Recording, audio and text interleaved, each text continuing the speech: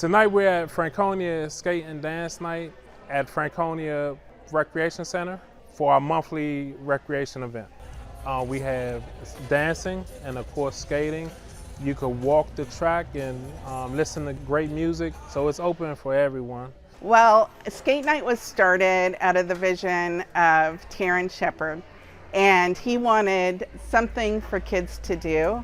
Kids, adults, families to do in our area. This is a skate and dance party, and our volunteers get to enjoy the music and the fun too. I have probably a handful of the same volunteers that started with us the first skate night that are here now.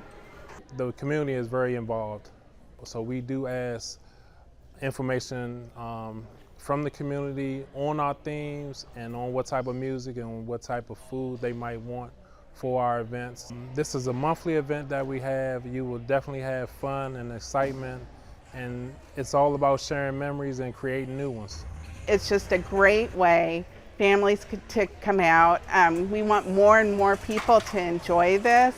I welcome volunteers to come help us out. And not only skate night, we have many opportunities to volunteer at the parks. We're 190 acres and so much to do, and our volunteers are so valuable to us.